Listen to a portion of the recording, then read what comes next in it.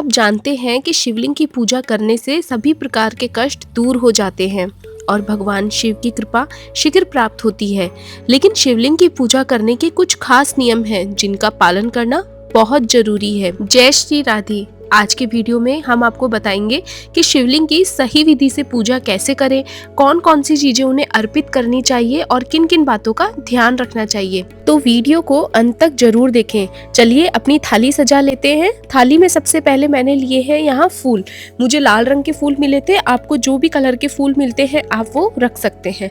उसके बाद थाली में मैंने रखे हैं आंकड़े के फूल, धतूरे और भांग। मुझे धतूरा और भांग नहीं मिले थे, आप अपनी थाली में आंकड़े के फूल, धतूरा, भांग रख सकते हैं। उसके बाद थाली में रखना है जनेऊ। जनेऊ को बिल्कुल भी आपको नहीं भूलना है। अगर आप साधारण शिव जी की पूजा कर रहे हैं तो आपको जनेऊ चढ़ाना है। उसके बाद आपको पंचामृत के लिए गंगाजल अपनी थाली में रखना है। आप चाहो तो पंचामृत पहले से भी बनाकर रख सकते हो, नहीं तो आप ये पंचामृत की पांचों चीजें अलग अलग रख सकते हो। अगर आप शिवलिंग की कोई विशेष पूजा कर रहे हैं, जैसे प्रदोष का व्रत कर रहे हैं या शिवरात्रि की पूजा कर रहे हैं, तो शिव जी पे आपको चढ़ाना है जनेऊ, वरना आप कलाया डोरा भी चढ़ा सकते हैं। इसके बाद आपको थाली में रखने हैं अक्षत। अक्षत में ध्यान रखना है कि एक भी अक्षत यानी चावल का दाना खंडित नहीं होना चाहिए। जो भी आप चावल चढ़ाएंगे शिव जी को वो साबुत होना चाहिए। इसके बाद आपको लेना है थोड़ा सा शहद। ये पंचामृत की सामग्री है, शहद। इसके बाद आपको लेना है कच्चा दूध। अगर आप कच्चा दूध निकालना भूल गए हैं तो आप मार्केट से पैकेट भी लेकर आ सकते हैं और उसको बिना गर्म किए आप उसको यूज में ले सकते हैं। इसके बाद आपको लेना है दही।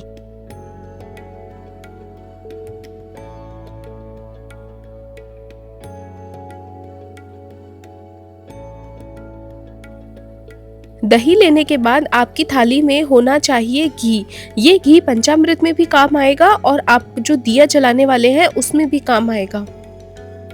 इसी के साथ आपको अपनी थाली में लेना है चंदन, दिया, धूप बत्ती और कुछ फल। फल में मेरे पास चीकू थे, मैंने चीकू रखे हैं। शिवरात्रि आने वाली है, आप अपनी थाली में गाजर, बेर, सांगरी जो शिव जी को बहुत अधिक प्रिय है, आप ये सब फल रख सकते हैं। इसके बाद आपको रखने हैं बेलपत्र। बेलपत्र 3 पत्तों का जोड़ा होता है, तो वो आपको रखने हैं। और ये ध्यान रखना है कि बेलपत्र जब आप पेड़ से तोड़ते हैं तो एक भी पत्ता उसका टूटा हुआ नहीं होना चाहिए, अर्थात कि बेलपत्र खंडित नहीं होने चाहिए। साबुत बेलपत्र आपको लेने हैं। बेलपत्र के बाद आपको लेना है लोटे में शुद्ध जल, जो कि शिव जी के स्नान के काम आने वाला है। चलिए अब पूजा शुरू करते हैं। शिवलिंग को सबसे पहले आप कांसा, पीतल, स्टील, जो भी आपके पास बर्तन उपलब्ध है आप उसमें रख सकते हैं और साधारण जल से शिवलिंग को स्नान करवाना है। ये पानी जो है ये आपको पौधों में डालना है। पंचामृत से स्नान के लिए सबसे पहले मैंने यहाँ डाला है शहद, और शहद के बाद हम चढ़ाने वाले हैं दूध। ये कच्चा दूध है, ध्यान रखना है। इस तरीके से आप कच्चा दूध चढ़ा सकते हैं। इसके बाद आपको चढ़ाना है दही। दही के बाद आपको शिवलिंग पे गंगाजल चढ़ाना है और गंगाजल के बाद आपको इस पे चढ़ाना है घी।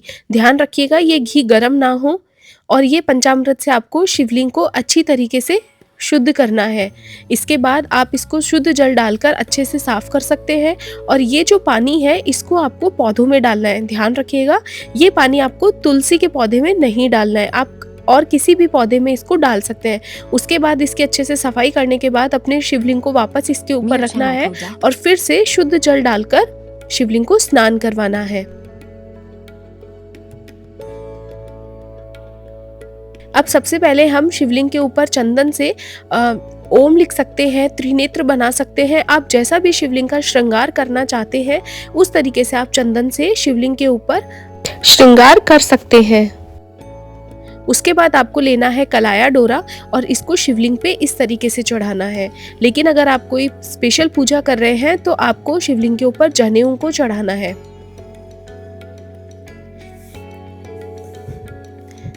उसके बाद आपको लेने हैं अक्षत। अक्षत के समय ध्यान रखना है कि एक भी अक्षत खंडित ना हो और हमें शिवलिंग पे इस तरीके से अक्षत चढ़ाने के बाद हमें पुष्प अर्पित करने हैं। शिवलिंग के ऊपर हम इस तरीके से पुष्प अर्पित कर सकते हैं। शिवलिंग हमारा छोटा है तो आप अपने हिसाब से शिवलिंग पे कहीं भी पुष्प अर्पित कर सकते हैं।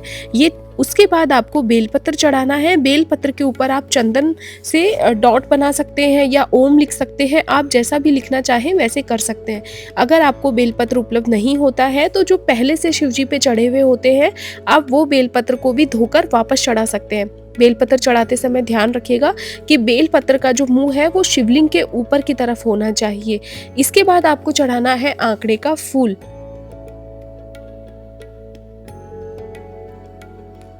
आंकड़े का फूल, धतूरा, भांग जो भी आपके पास उपलब्ध है आप वो शिव जी के ऊपर चढ़ा सकते हैं। और उसके बाद आपको फल चढ़ाने हैं। फल में चीकू, संतरा, केला, गाजर, बेर, सांगरी, आप कोई भी फल शिवलिंग पे चढ़ा सकते हैं। एक बात ध्यान रखनी है, शिवलिंग की पूजा हमेशा दोनों हाथों से की जाती है, तो आप अपने दोनों हाथों से ही शिवलिंग की पूजा करेंगे। सारी सामग्री हमने शिव जी को अर्पित कर दी है। उसके बाद बारी आती है दीपक जलाने की और धूप बत्ती जलाने की। दीपक और धूप बत्ती जलाकर हम थोड़ा दूर, शिवलिंग से थोड़ा दूर रख देंगे और फिर आपको जो भी कथा सुननी है तो आप वो कथा शिवलिंग के सामने वो कथा सुन सकते हैं और आपकी जो भी मनोकामना है शिव जी से वो सब आप मांग सकते हैं।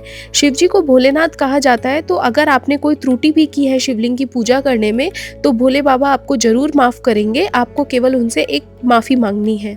आपको ये वीडियो कैसा लगा मुझे कमेंट में ज़रूर बताइएगा। कमेंट में हर हर महादेव जरूर से लिखिएगा। अगर ये वीडियो पसंद आया तो वीडियो को लाइक जरूर कीजिएगा, चैनल को सब्सक्राइब कीजिएगा और वीडियो को शेयर करना बिल्कुल भी ना भूलिएगा।